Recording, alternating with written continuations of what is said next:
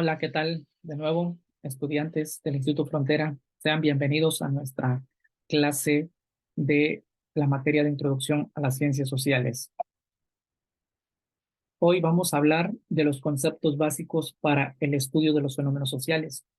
Vamos a analizar cuáles son todas esas categorías que nos permiten entender la sociedad y los procesos sociales. ¿Cuál es el objetivo?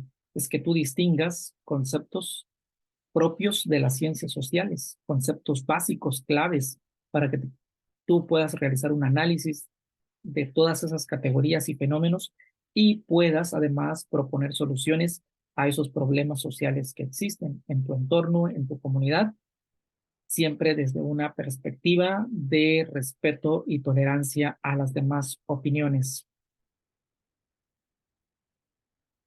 Como parte introductoria, hay unas preguntas que me gustaría plantearte. Analízalas y reflexiona. ¿Consideras que es posible vivir aislado de todas las personas? Es decir, ¿crees que el ser humano es capaz de vivir de manera sola, en un lugar apartado, solo, sin ningún otro sujeto más a su alrededor? Ahora, piensa en que si existiera una sola persona así en una parte geográfica del territorio, ¿alguna, alguna vez has imaginado tu vida así, sin la presencia de alguna otra persona aquí en la Tierra? Ahora ya te hablo de todo el globo terráqueo. ¿Cómo te imaginarías que sería tu vida o la vida de esa persona solo en el globo terráqueo? ¿Qué harías o qué haría esa persona para sobrevivir? ¿En qué dedicarías tu tiempo o en qué dedicaría su tiempo esa persona? ¿Qué pensarías o qué o cuáles serían sus pensamientos durante todo el día de esa persona? Piensa ahora, por ejemplo, en las abejas y en las hormigas. Están acostumbradas y están habituadas a trabajar de manera colectiva. El número de hogares formados por una sola persona, fíjate nada más en estos datos, en los países occidentales se ha multiplicado en las 3 últimas décadas. Es decir, en los países del occidente, que también nos corresponde a nosotros, formamos parte del occidente, dice que el tipo de o la característica de vivir solo ha aumentado, se ha multiplicado 3 veces en las últimas décadas. La doctora Laura Pulki Rabak y su equipo descubrieron que la gente que vive sola compró un 80% más de antidepresivos que los que vivían acompañados, según un estudio realizado con 3.500 personas que estaban usando antidepresivos. La soledad y el aislamiento pueden ser factores de riesgo para la salud mental.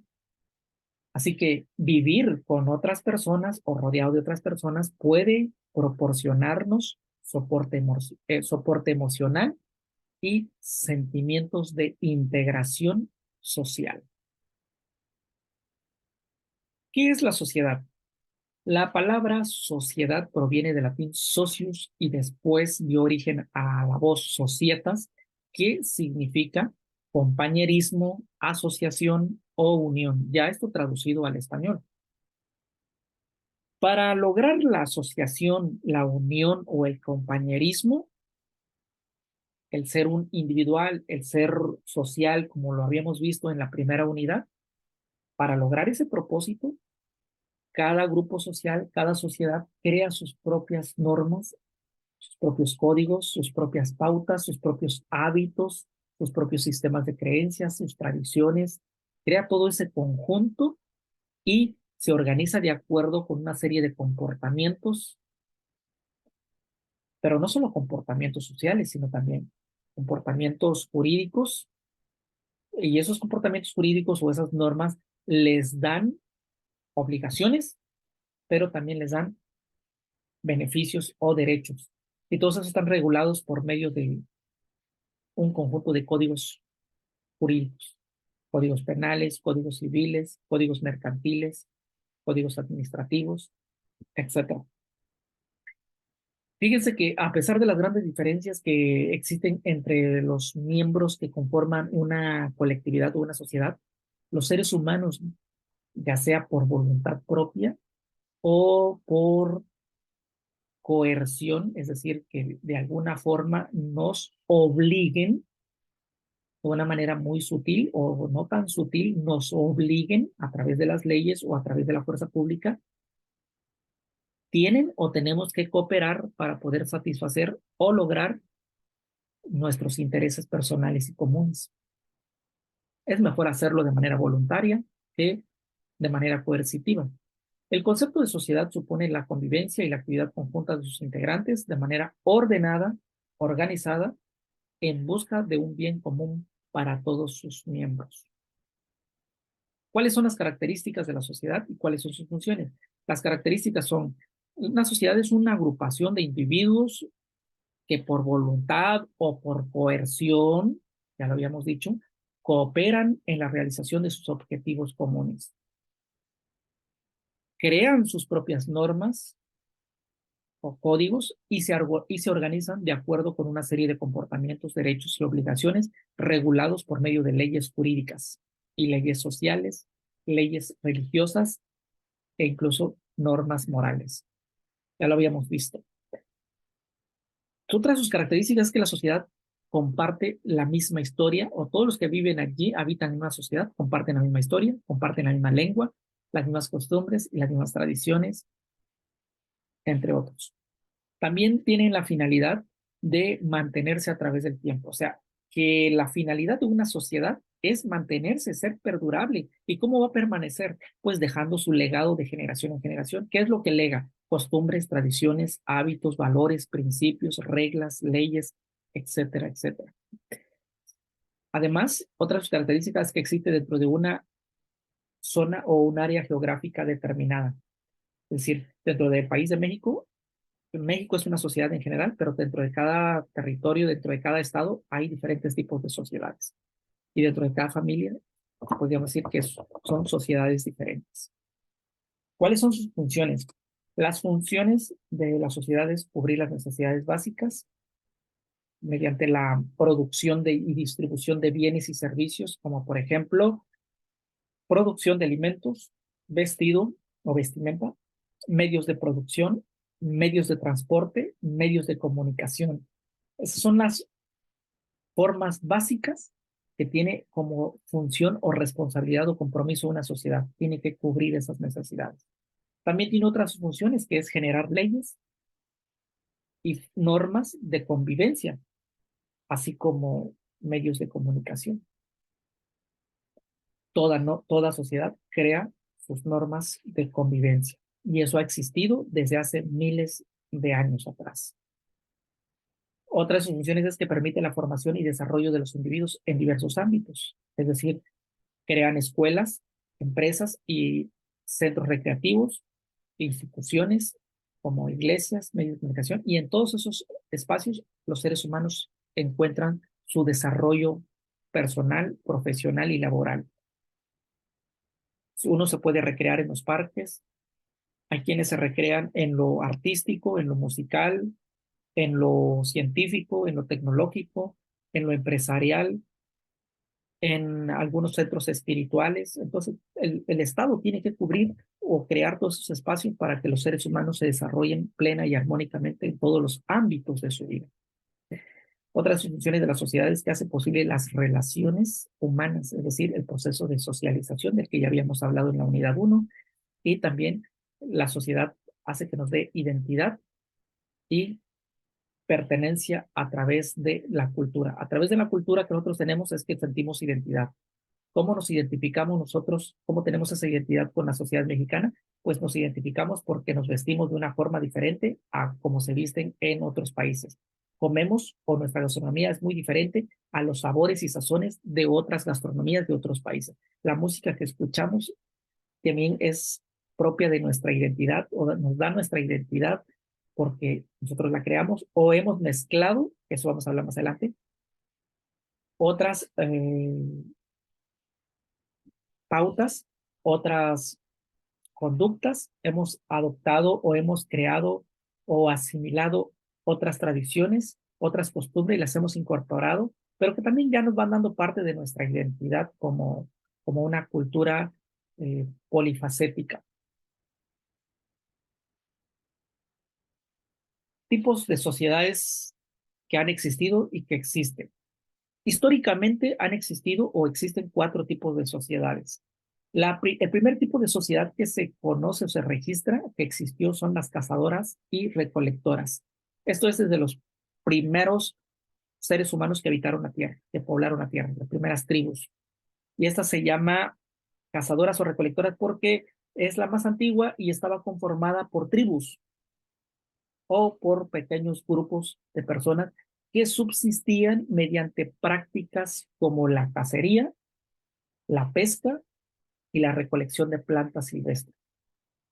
En un principio era la pura recolección y la cacería. O sea, no sembraban, no cosechaban, no lo sembraban y cosechaban, porque no habían domesticado las semillas, no sabían ese principio de la ciencia de que las semillas se podían domesticar y cultivar. Pues solo cazaban animales en lagos o en ríos, donde sí les tocó un buen hábitat, pero los que eran nómadas es que andaban en partes desérticas, se acababa el alimento, los animales que cazaban y las plantas o las hojas que recolectaban y comían, se mudaban a otro sitio y cuando se les acababan las provisiones se mudaban a otros sitios, por eso eran nómadas. Pero las personas que ya se establecieron en un lugar más fértil, a orillas de lagos y ríos, podían pescar. No solo cazaban animales grandes, silvestres, sino también ya pescaban. Y además recolectaban hierbas y plantas silvestres. Pero ya cuando conocen el proceso de la domesticación de las semillas, empiezan a domesticar y a crear otro sistema de vida, pero eso ya es más adelante, eso ya son miles de años después. Entonces, en un primer momento solo se dedicaban a cazar y a recolectar los alimentos que la naturaleza les proveía. Subsistir era su principal objetivo. Entonces eran los primeros pobladores tanto en África como los que llegaron aquí en América aquí América hace unos 30.000 o 35.000 años, antes, al final de la última glaciación. La siguiente sociedad se llamó y se llama, porque todavía existen, pastores y agrarios, pastores o pastoras y agrarias. Estos existieron hace unos 20.000 años, ya después de los 30.000 años que les había hablado cuando llegan a América, cuando migran de Asia o migran de Oceanía y de las islas de Polinesia y Melanesia, sea cuales sean las rutas que hayan utilizado del poblamiento aquí en América. El hecho es que hace unos 30.000 o 35.000 años aquí en América pues vivían de manera nómada algunas, ¿no? Y estaban muy rudimentarias sus sistemas de vivir, muy paleolíticamente o neolíticamente, cuando usaban la piedra como único recurso. Todavía no habían perfeccionado sistemas de cacería mejor o de agricultura. Bueno, entonces ya después, 10.000 o 15.000 años después, estamos hablando de unos 20.000 años ya, aquí en América, por lo menos el registro aquí en América y también en África y en Europa, algunos seres humanos modificaron sus prácticas sociales o sus prácticas de vivir, se dedicaron ya a domesticar plantas y a domesticar animales. Ya no solo los cazaban, sino que ya los domesticaron. Y ya no solo recolectaban plantas silvestres, sino que ya fueron a domesticarlas y empezaron a cultivar, a barbechar, a sembrar y a cosechar esos alimentos. Por eso se llama que fueron agrarias, se dedicaron al cultivo. La tierra era su principal fuente de riqueza. Pero no solo se dedicaban a lo agrario, a la agricultura, sino también a pastorear animales. Decíamos que empezaron a domesticar ciertos animales como los bovinos, ovinos y el ganado. Empezaron a domesticarlo. Las sociedades agrarias son aquellas que se dedican a la agricultura. Entonces, este grupo de personas ya fueron sedentarias, ya no eran nómadas, estaban establecidas en un territorio o en un área específica o geográficamente. Y tenían a su disposición una tierra fértil, ríos, lagos que les permitía vivir con mayor solvencia que las tribus que eran nómadas. Recuerden que en Historia de México, cuando vayan a abordar Historia de México, se van a conocer que, por ejemplo, aquí en América habían tres regiones, lo que es la región Árido América, que era muy desértica, que eran nómadas, la región Oasis América, ciertos ríos, ciertos lagos, pero también sociedades un poco más sedentarias, pero no tuvieron gran desarrollo científico ni cultural.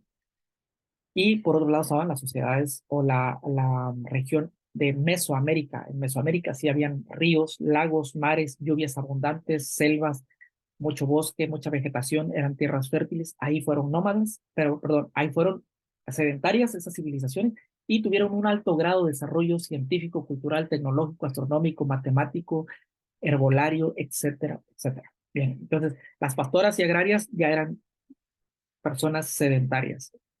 Y todavía existen. Hay científicos que dicen que están en vías de desaparecer. Sin embargo, otros teóricos, científicos argumentan que no, porque la agricultura es la base del sustento de todos nosotros hoy en día. Es decir, todos los alimentos, la mayoría de los alimentos que nosotros comemos o consumimos son de origen natural, es decir, se cultivan en el campo. Pero con esto de que hoy los alimentos se están haciendo ya en las fábricas, hay los alimentos transgénicos o se están modificando genéticamente.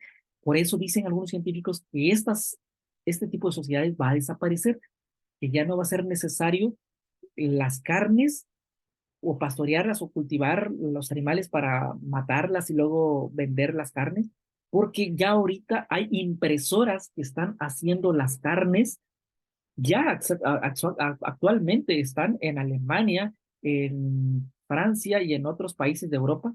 Ya existen impresoras para hacer filetes de carne, el tipo de filete, los cortes, como los quiera el cliente, ya se pueden hacer de manera artificial, modificados genéticamente. Bueno, vamos a ver qué va a pasar en futuros años. Y por otro lado, existió otro tipo de sociedades que se llamaban estados tradicionales. Estas sociedades se dedicaron al comercio y sus funciones principales eran comerciar, trabajar para el Estado, es decir, ser regentes, ministros, presidentes, monarcas, reyes, es decir, se dedicaban a la política, a gobernar un país. Y la mayoría de esas sociedades eran imperios o señoríos. Imperios en Europa, por ejemplo, tenemos conocimiento de esas sociedades en China, en Japón, en Roma, que eran sociedades que tenían este tipo de sistemas, de estados tradicionales. Pero cuando hablamos de señoríos, eso es aquí en América. Hay quienes dicen que aquí en América existieron imperios, el imperio mexica, el imperio maya y el imperio tolteca, esos no fueron imperios. Aquí en México o en Sudamérica nunca existieron imperios, fueron señoríos. Es decir, cada una de esas civilizaciones tenía un señor, un güey tlatoani que le llamaban aquí en América, por ejemplo, específicamente los mexicas, para designar al representante como especie de presidente, de monarca o de emperador, pero eran señoríos. Estos estados tradicionales y señoríos existieron desde el siglo VI antes de Cristo, estamos hablando del año 500 antes de Cristo, hasta el siglo XIX de nuestra era, el año 1800 aproximadamente, es cuando ya empiezan a desaparecer con estos tipos de sociedades con esas características muy peculiares. Que aún existan personas que se dedican a la política, al Estado, sí, pero ya no funcionan con el mismo régimen con que existieron en aquellos entonces. Y también tenemos las sociedades industrializadas o sociedades modernas, que esas son las que estamos presenciando o las donde nosotros nos encontramos inmersos. Estas sociedades industrializadas tienen sus orígenes en Inglaterra con el surgimiento de la revolución industrial. Estamos hablando en el año de 1750 aproximadamente, siglo XVIII, mitad del siglo XVIII. Y cuando prolifera en Manchester y después en Francia y en Alemania lo que son las industrias, las maquiladoras o vamos a hablar de las primeras empresas, las primeras fábricas que se dedicaban a crear motores para barcos, para automóviles, producidos a base del carbón, producidos a base de la minería y de algunos otros elementos.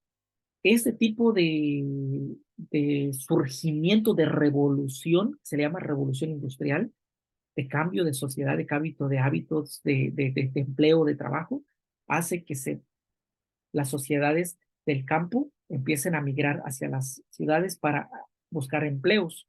Y empieza también una sobreexplotación del trabajo, de los trabajadores, empiezan a explotarlos en el trabajo, pagarles salarios deplorables, las condiciones de vida eran insalubres, no les daban derecho a huelga, derechos, prestaciones de ley, salarios míseros, y también tuvo repercusiones en la naturaleza, empezaron a talar árboles por las industrias, el ecosistema se empezó a dañar, muchas especies animales empezaron a extinguirse.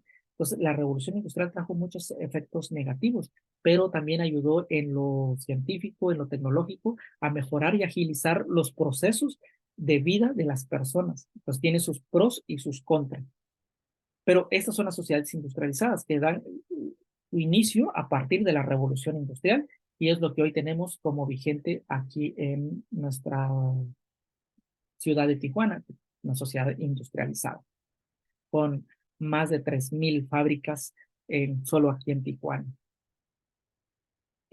Ya contando con Baja California, todo lo que hay, pues son muchas más fábricas y en todo el país pues también se diga, ¿no? Entonces ya somos ciudades industrializadas, no de primer mundo, se nos considera todavía en países en vías de desarrollo.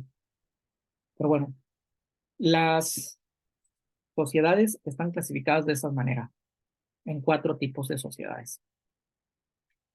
Ahora vamos a hablar de la clase social, que es otro concepto que también inmiscuye a la sociedad, porque es muy común escuchar que hay ciertas clases sociales, o que este sí es una clase social alta, o es una clase social media, clase social baja, etcétera. Pero ¿de dónde surge eso? Bueno, histórica o tradicionalmente se le ha atribuido a Carlos Marx, al sociólogo alemán, la idea de que la sociedad está dividida en clases sociales. Para Marx solo existían 2 clases sociales, ricos y pobres. Dicho de otra manera, burgueses y proletariados.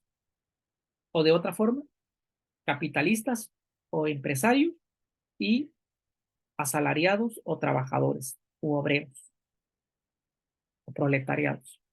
Pero en fin, para Carlos Marx solamente eran ricos o eran pobres. Para Carlos Marx, quien era rico eran los dueños, quienes eran ricos eran los dueños de los medios de producción, es decir, eran los dueños de las fábricas, de las industrias, de las maquinarias que podían producir bienes y servicios.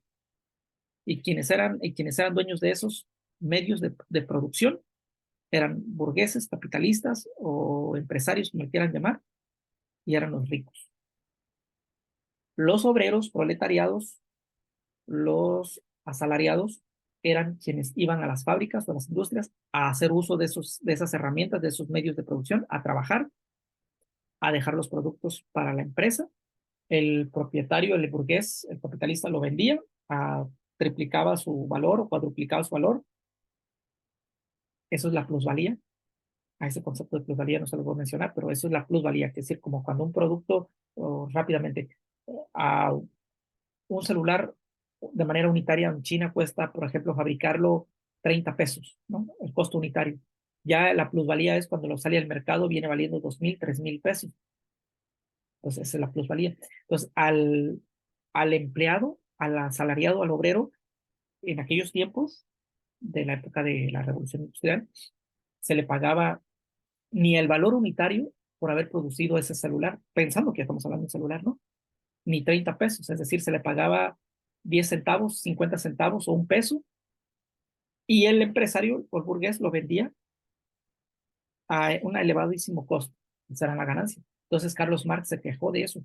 Carlos Marx, Friedrich Engels hicieron su revolución respecto a eso, se quejaba porque solo el rico se apropiaba de la fuerza física y de la fuerza intelectual o del conocimiento intelectual de la persona, del trabajador, y no le retribuía en un buen salario, ni condiciones de vida, ni prestaciones de ley.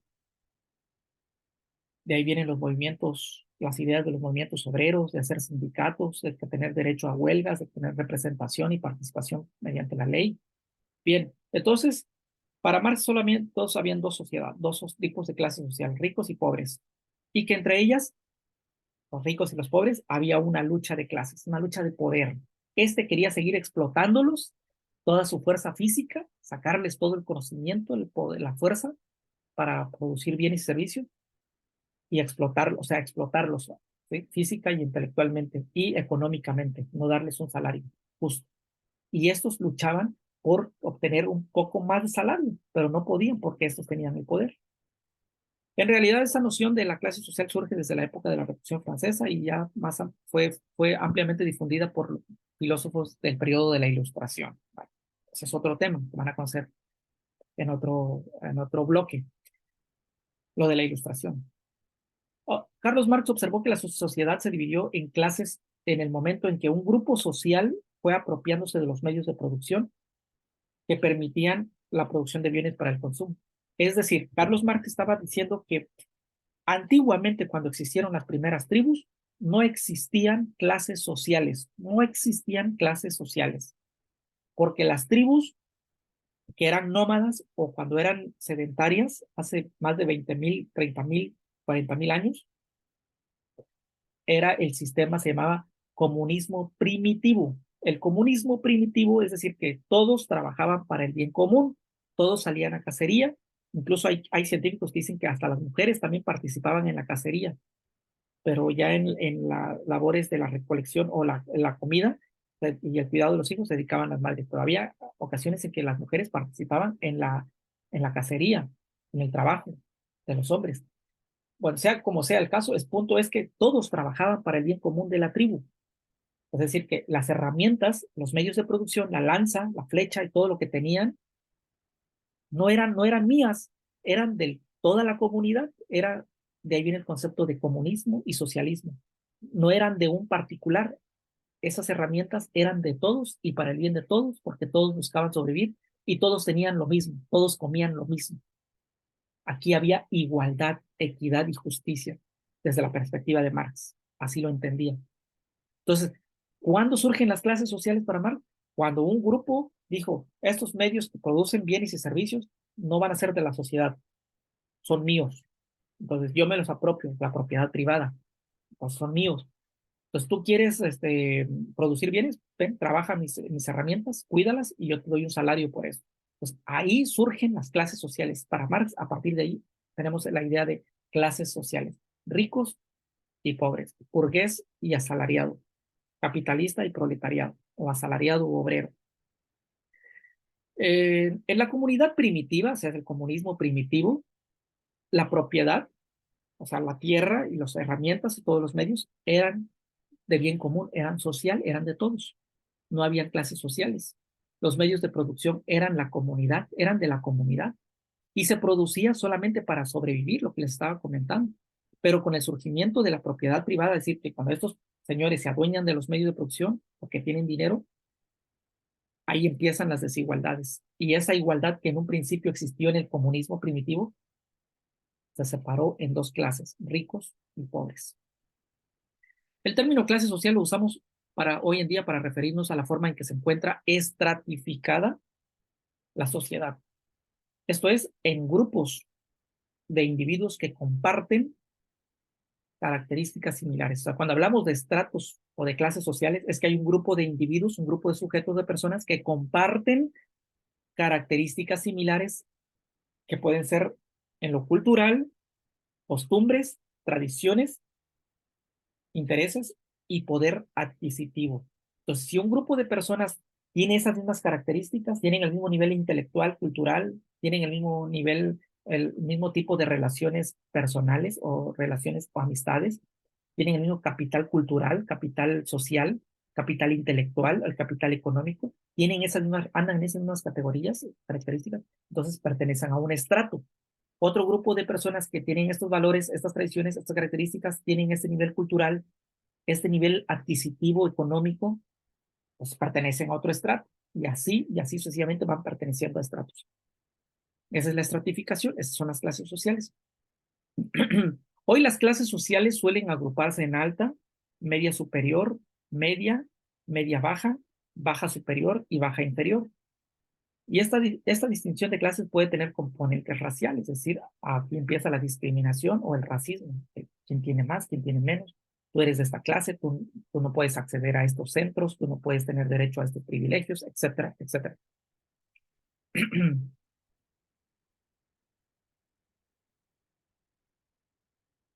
Grupos sociales. Vamos a hablar de los grupos sociales. La definición y las características. Para Joseph Pitcher, un sociólogo, el grupo social es una colectividad identificable, o sea, que se puede identificar. Un grupo social se puede identificar. Está estructurado, es continuo, es un grupo de personas que desempeñan funciones o roles recíprocos conforme a determinadas normas, intereses y valores sociales para el logro de los objetivos comunes. Y los integrantes de un centro de rehabilitación, por ejemplo, los llamados Alcohólicos Anónimos o AA, son un ejemplo de un grupo social, porque sus miembros comparten intereses, valores, roles y creencias en común.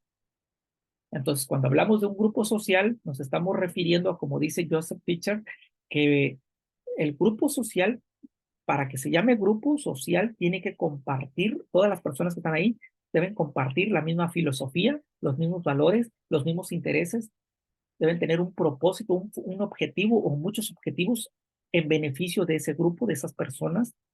Pueden tener distintivos hoy, pueden tener un eslogan, un logotipo o un isotipo, una imagen que los identifique, valores propios de ese grupo, uniforme, vestimenta, conductas, hasta rasgos personales.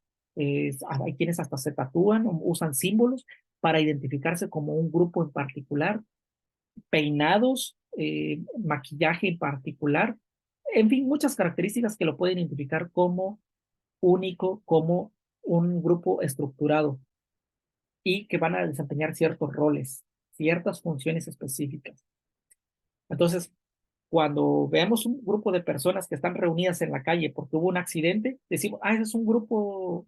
No es un grupo, son un conjunto de personas nada más, pero no son un grupo, porque para hablar de grupo es que deben compartir intereses comunes, tener valores, tener objetivos comunes, etc. ¿Cuáles son las características de un grupo social? Una diferencia muy clara entre la clase social y el grupo social.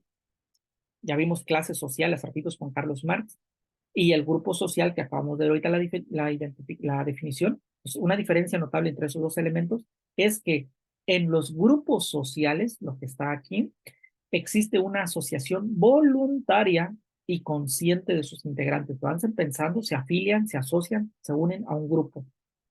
Y en las clases sociales, lo que decía Carlos Marx, de los ricos, pobres, clase media, alta, baja, ahí los individuos pertenecen a una clase social incluso sin desearlo, sin que ellos deseen pertenecerlo.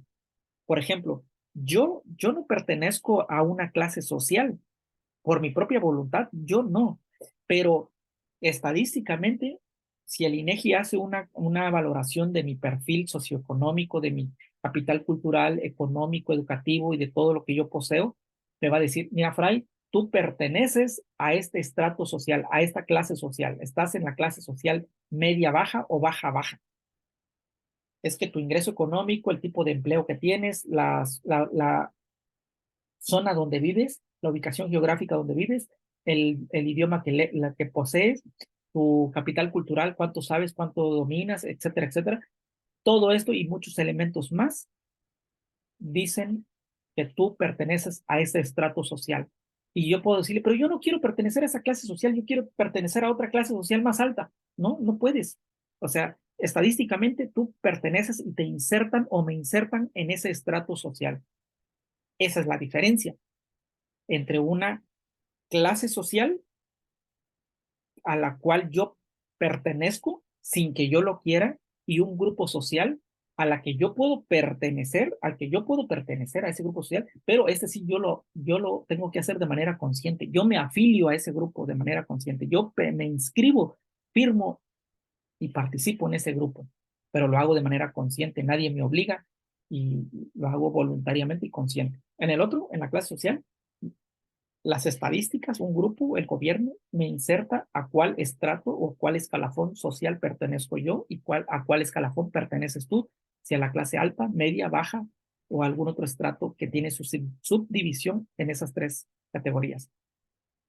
Bien, la identificación. Otras características es que tienen, el grupo social tiene una identificación, tienen una estructura, tienen roles, hay interacción entre las personas, hay normas o hay códigos que tienen que respetar, hay valores que tienen que seguirse, principios y hay objetivos que tienen que lograr o intereses en común que tienen que lograr para que ese grupo permanezca y la permanencia, ¿no? Es decir, que ese grupo tiene que permanecer, seguir, seguir, seguir.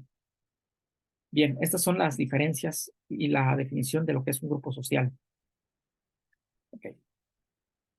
Hay dos tipos de grupos sociales. Ya vimos la definición de un grupo social, pero hay dos tipos. Hay primarios y hay secundarios. Los primarios se caracterizan por ser más cercanos al individuo, por mantener relaciones significativas y profundas, como por ejemplo el hecho de darle gran relevancia a la afectividad, o sea, el afecto, el aprecio, y crear lineamientos formales como costumbres y tradiciones. Entre los grupos primarios podríamos citar que tengan, que den afectividad, valores, que den costumbres, tradiciones, que me impartan o me inculquen eso. Tenemos la familia, los amigos y la comunidad de los vecinos, e incluso hasta una institución religiosa, cuando estamos a un grupo afiliados a una comunidad religiosa. Esos son los grupos primarios que me dan identidad en valores, tradiciones, costumbres, hábitos, etcétera, ¿no? Pero por otro lado están los grupos sociales secundarios. Estos son más amplios y sus funciones son más prácticas que afectivas. Aquí ya no es, la cuestión en el secundario ya no es brindar afecto o aprecio, valores, principios, ya no. Aquí la finalidad son más prácticas. Los lineamientos tienen que ser más precisos, estrictamente formales, que determinan cómo debe comportarse un individuo o cómo deben comportarse las personas que pertenecen a ese grupo. Y en esta clasificación se encuentran ya no la familia, ni los amigos, ni los vecinos, sino se encuentran las instituciones educativas, porque ahí hay reglas, ahí te dicen cómo te tienes que comportar también, las políticas, los partidos políticos, el ámbito laboral, o sea, las empresas que te dicen qué tipo de uniforme vas a llevar, a qué horas entras, cuánto debes trabajar, cuántas horas, cuánto se te va a pagar, hay formalidad, qué tipo de trato, relación debes tener, con quién sí debes hablar, cómo no debes hablar, a quién te vas a dirigir, con qué tipo de tono de voz, etcétera, etcétera. Pues aquí las relaciones son más formales. Y también se hablan de los ONG, o sea, de los organismos no gubernamentales. Entonces, estos son los grupos secundarios a los que uno también puede pertenecer. Entonces, nosotros estamos dentro de los dos. Tenemos un grupo primario, estamos con los amigos, estamos con la familia, estamos con los vecinos, pero también cuando vamos al trabajo, cuando vamos a la escuela, cuando vamos a ejercer otras actividades comerciales o laborales, pertenecemos automáticamente al grupo secundario.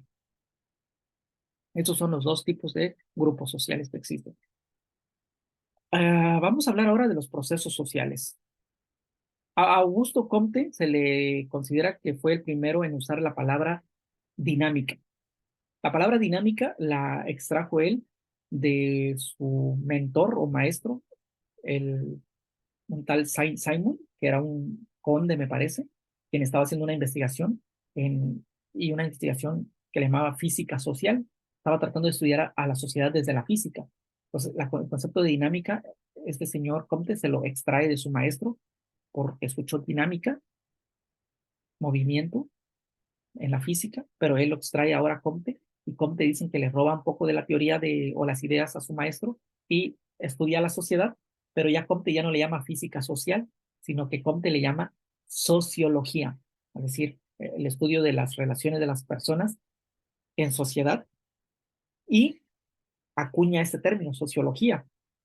Y dentro de la sociología está el concepto de la dinámica, es decir, cómo las sociedades van cambiando, van modificando, tienen un movimiento, van una transformación, ya no desde el ámbito físico, sino desde el ámbito social, cómo se van transformando y van evolucionando las sociedades. Así que es importante notar que la sociedad es como un organismo vivo, según Comte, porque un organismo vivo o una célula siempre está en continuo proceso de cambio. Y que los fenómenos sociales, ya sea como la familia, los modos de producción, están sufriendo también continuas alteraciones, transformaciones y cambios. Los procesos sociales son las distintas maneras que la cultura y las organizaciones sociales cambian o preservan, y son cambios históricos consistentes dentro de una sociedad o dentro de una institución social. Los procesos sociales pueden ocurrir de manera violenta, sea de manera intempestiva, como el caso de una revolución social, como el caso de modelos científicos, y, o sea, que llegan de manera inesperada, y también implican una transformación radical, es decir, una transformación de raíz, tanto en el ámbito científico como en la vida de las personas. También hay procesos que ocurren no drásticamente ni intempestivas y violentamente, sino hay cambios que van ocurriendo paulatinamente, ¿sí? Más despacio. Como por ejemplo, hemos visto los cambios que han ocurrido en nuestra sociedad es la inclusión de las mujeres en el ámbito en el ámbito laboral, donde antes las mujeres no tenían participación en los trabajos, las mujeres solamente estaban relegadas al hogar. En los estados tradicionales, que vimos hace rato en el tema, donde hablamos de las sociedades, tipos de sociedades, estados tradicionales, las mujeres se quedaban en casa, solo los hombres participaban en la actividad pública, en el trabajo. Entonces, eso ha sido paulatinamente. O las transformaciones en la estructura de grupos sociales como en la familia o en la escuela. Hoy estamos viendo que se pueden casar ya hombres con hombres, mujeres con mujeres, la adopción de hijos con matrimonios monoparentales. Entonces, eso ha sido paulatinamente. Entonces, así son los fenómenos sociales, así son los cambios que van ocurriendo. Hay tres tipos de procesos sociales: el cambio social, la migración y la crisis económica. Bueno, ¿qué son los cambios sociales? Un cambio social es una transformación evidente de las estructuras sociales que tiene como resultado la alteración de las normas, modelos, prácticas y valores de una sociedad. Pueden ser progresivos, pueden ir evolucionando o pueden ser regresivos, es decir, que vayan en detrimento o que perjudiquen a la sociedad. Pueden ser permanentes, que estén ahí, o pueden ser temporales, pueden ser planeados, que se planearon, que se haya un cambio, o puede ser que haya surgido de manera imprevista, intempestivamente, que pueden ser perjudiciales o benéficas. Hay dos tipos de cambios sociales: el coyuntural. El cambio coyuntural es un cambio de equilibrio. Este cambio tiene como finalidad, de alguna manera, buscar el homeostasis, el equilibrio en la sociedad, como por ejemplo las crisis económicas, las migraciones, las sequías que hay en el campo, las plagas. Todos estos son cambios que son para bien a veces en la sociedad. Se necesita reestructurar y modifican la vida de las sociedades, pero para bien en ocasiones, y en ocasiones también para mal, pero busca en la misma naturaleza, buscando un equilibrio. Estos cambios coyunturales no repercuten en toda la estructura de la sociedad a nivel global. O sea, modifican dentro de una sociedad una parte de la sociedad. Una parte de la sociedad se ve afectada, no todas las sociedades se ven afectadas. Pero hay cambios, el otro tipo de cambio se llama estructural. Este tipo de cambio estructural sí implica una alteración de fondo, de raíz, radicalmente, y busca, así de manera brusca o de manera violenta, transforma la estructura de la sociedad, la estructura económica, política y social de las personas. Y estas sí pueden poner en riesgo la estabilidad y la existencia de la sociedad. Por ejemplo, tipos de cambios de este tipo estructural son el cambio de régimen de un gobierno democrático que se pase a un gobierno dictatorial, o que sea así, totalitarista, que sea militarista, cambia radicalmente. O también el cambio de modelo económico que se implemente con un gobierno también puede modificar profundamente a toda una sociedad. Las crisis sanitarias, como por ejemplo el COVID, también que fue planeado, por algunos dicen que fue planeado, o haya sido planeado o no ha sido planeado, fue un cambio estructural, modificó la estructura de todas las sociedades del mundo. Bien, por otro lado dentro de los procesos sociales está la migración. La migración son el éxodo o el desplazamiento que realiza una persona o un grupo de personas para cambiar su lugar de residencia, ya sea de un país a otro país, o dentro del mismo país pueden haber migraciones. Cabe destacar que al proceso de salida, cuando unas personas salen de su casa hacia otro lugar, se llama emigración, mientras que a las personas que llegan a un lugar extraño o diferente se les conoce como inmigración o inmigrantes, ¿ok? Entonces, emigrantes es cuando salen y inmigrantes es cuando llegan a un estado o cuando están viviendo dentro de un estado o un país que no era el suyo. Esa es la diferencia, ¿no?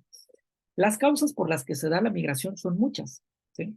Pueden ser diversas, como las bélicas, es decir, por revoluciones, que hayan levantamientos civiles armados o el ejército o por medio del Estado, o sea, el gobierno contra un grupo de delincuentes o contra la sociedad, puede ser una revolución, o también por causas políticas, sí, por un mal gobierno, que también está relacionado con la situación socioeconómica, con la falta de desempleo, el gobierno no está procurando empleos, la escasez de empleos, o por cuestiones culturales, es decir, yo me voy a mudar porque no me gusta esta cultura, prefiero la cultura sueca, la cultura arábiga, la cultura japonesa, entonces porque ahí hay más educación, me gusta la cultura, digamos, canadiense, entonces también puede ser eso, o el tipo de religión me movió, que es la parte de la cultura, ¿no? Me voy porque allá está esa religión, o también puede ser que las personas se desplacen por cuestiones familiares, es decir, que su familia viven en otro país y ya solo son algunos los que viven en ese otro país, entonces tienen que buscar a sus familiares para apoyarse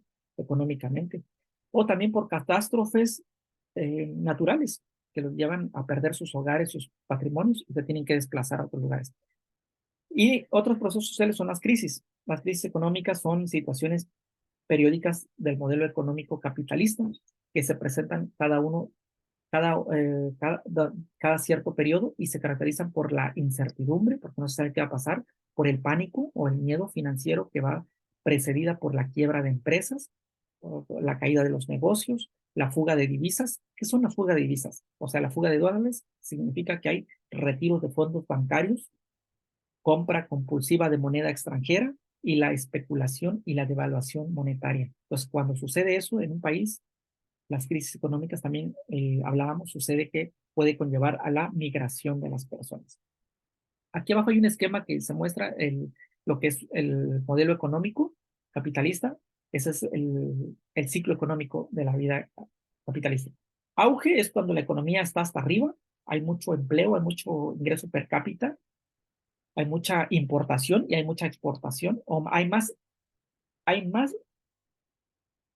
exportación que importación. Cuando un país exporta más, tiene mayor entrada de dólares o euros a su país, pero cuando importa o compra del exterior, entonces tiene mucha fuga de su capital y entonces puede haber devaluación. Pero cuando hay exportación, hay un superávit económico, hay mucha entrada, ¿sí? Y cuando estamos importando, comprando productos extranjeros porque no los podemos producir nosotros, pues hay un superávit, es decir, hay un declive, nos puede llevar a una recesión económica. La recesión es que van en declive. Y la recesión, si no se sabe controlar, si un gobierno no controla la recesión, se puede llegar a una crisis financiera y esas crisis han llevado al suicidio a las personas, a la quiebra financiera. No tenemos, van a ver ahí un tema que se llama en Historia Universal, cuando cursen esa materia, la crisis, la Gran Depresión de 1929 en Estados Unidos.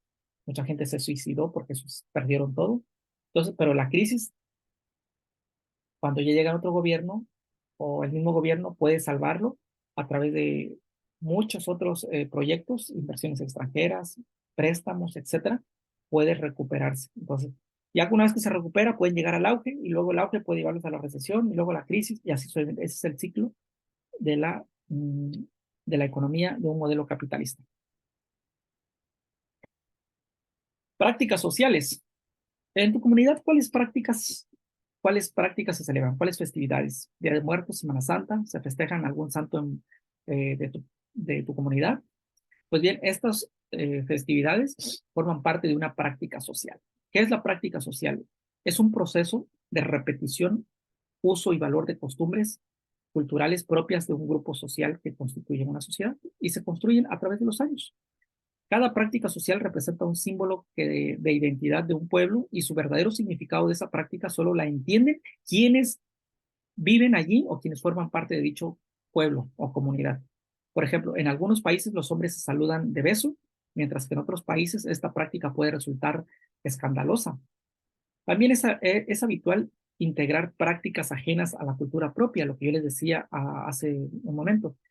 Esto ha sucedido con algunos tipos de situaciones, por ejemplo, en la música o, por ejemplo, en la música o en la gastronomía. Pensemos en la música, ¿no? Digamos un tipo de baile que tiene su origen en un país, pero que se realizan en otros. Por ejemplo, la salsa, que es de origen caribeño, pues ya se ha adoptado aquí en México y como que si formara parte de ya de nuestra cultura, ¿no? La gastronomía también la hemos incorporado de otros países, la hemos adoptado, se van mezclando. Pero no solo eso, sino también comportamientos, modas, también las hemos ido ya incorporando. Ahora, quienes sí tienen su verdadera identidad gastronómica, lengua, vestimenta y religión, pues son los pueblos autóctonos, las comunidades indígenas, son los que aún conservan eso. Pero bien, en nuestra sociedad, por ejemplo, una práctica social que no se considera apropiada es, por ejemplo, ir vestido con short o con traje de baño a, digamos, a una boda. Para ir a una boda yo no puedo ir en traje de baño. Esa práctica social no está aceptada. Pero sí ir con short o con traje de baño, eh, si estoy de vacaciones para ir a la playa, sí es aceptada, sí es bien vista, ¿no? Entonces, hay ciertas prácticas sociales que cada comunidad adopta y como buenas, como correctas o como incorrectas o como morales o como inmorales. Pero eso ya depende de cada sociedad. Hay diversos tipos de diversos tipos de prácticas sociales. Vamos a ver 6. La lengua es una de ellas, ¿no? Que aparte de ser un signo de un sistema de comunicación oral que nos permite expresarnos, nosotros en México, por ejemplo, tenemos diferentes lenguas. Por lo menos hay más de 66 lenguas autóctonas, más el español. Entonces, eso nos da identidad y es una práctica social que nosotros realizamos. Pero existen muchas lenguas, la hindú, la arábiga, la lengua inglesa, etcétera. La religión es otro tipo de práctica que se considera como un sistema complejo de doctrinas, creencias y prácticas sobre la existencia, sobre cuestiones morales o sobrenaturales. La religión tiene mucha influencia en las personas. Una práctica de la religión, por ejemplo, aquí en México es que los que son católicos de la religión católica, la práctica es que para casarse primero la mujer tendría que ser virgen, ¿no? Llegar virgen al matrimonio. Otra es la vestimenta o la indumentaria que tiene que estar vestida de blanco, que significa pureza o castidad o virginidad. Pero eso dentro de la religión católica, es una práctica que se acostumbra. Otra práctica de nosotros en lo que es el matrimonio, podríamos decirlo, es que se tiene uno que casar por lo civil, una práctica. No todos obligatoriamente, ¿no? Si quieren tener ese documento, lo pueden hacer. Otra práctica social es como pedirle el matrimonio a la pareja, ¿no? A través de un anillo, de una prenda que se le corta o se le pone en el dedo a la mujer. Ya puede ser en un lugar, en un restaurante, en la playa, etcétera, etcétera, pero hay un previo ritual antes de llegar al matrimonio, como el pedimento, ¿no? Pero antes, lo que era del matrimonio, una práctica antigua era robarse a la mujer. Las montaban en el caballo, se las robaban y a los 3, 4, 5 días la iban a presentar con el papá o la papá o los papás de la muchacha, le decían, esta es su hija, ya me la llevé, ya es mi esposa y nomás venimos a decirle que ella es su esposa y ya somos esposos. Entonces se robaban a las mujeres. Incluso hay quienes ni las llegaban a presentar a los papás, ¿no? Pero son prácticas sociales que se van adoptando y se van transformando. La historia regional también es una práctica social porque nos permite conocer lo de nuestra historia, nuestro patrimonio. Y aquí se festeja, por ejemplo, la creación de un monumento, de una obra de arte, y que amerite festejo, algo que amerite festejo también. Esto viene siendo una práctica social. Eh, Otra práctica social es la cultura, que este vocablo viene de cultus o colere, que significa cuidar del campo, del ganado. En otras palabras, es cultivar. ¿Qué es lo que se cultiva? Cultivamos el arte, la historia, la lengua, las creencias, la forma de pensar, comportamiento, las costumbres, las tradiciones, la cosmovisión, o sea, la manera de interpretar el mundo, nuestra identidad, nuestra ciencia, tecnología, valores, relaciones, todo eso que caracteriza a una sociedad. Es una práctica que día tras día la estamos realizando y que la vamos legando. Las costumbres también, que es un modo de conducta establecida por el uso común, adquirido por la repetición diaria de la vida cotidiana. Y una de estas costumbres son las que caracterizan a nuestra sociedad. Por ejemplo, aquí en México tenemos la costumbre de celebrar los 15 años a la mujer que cumple esos años, que la visten de vestido de color rosa, le hacen un baile, pastel, etcétera, ¿no? Otra costumbre es ir a dejar flores a los muertos en el panteón, o hay otras costumbres como reunirse los domingos en la casa de la abuela o del abuelo, cantar las mañanitas a un cumpleañero, dar el abrazo de intercambio de regalos en Navidad o Año Nuevo, ir a la playa en Semanas Santas, es una costumbre, etcétera. También están las tradiciones como prácticas sociales, las tradiciones que provienen del latín traditio, ya en español, o traducido al español es tradere, entregar, es lo que nosotros entregamos a otras generaciones más jóvenes, lo que las generaciones viejas legan a las jóvenes, por estimar lo que, por estimar lo que tenemos como valioso o útil, ¿no? Y esto se lo entregamos a las generaciones más jóvenes, y estas que las entreguen a las subsiguientes. ¿Qué tipos de tradiciones hay? Día de Muertos, las celebraciones de Semana Santa, las posadas, la Navidad, las fiestas patrias, las ferias agrícolas, las ferias ganaderas o comerciales y regionales.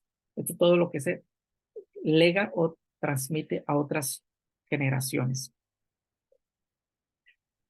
Y vamos a hablar de los fenómenos sociales. Los fenómenos sociales, ya para cerrar nuestro tema, se refieren a una expresión o manifestación hecha por el ser humano relacionada con la sociedad. En otras palabras, un fenómeno social es el comportamiento de un grupo social en determinada situación que influye o busca modificar el curso normal o el proceso social.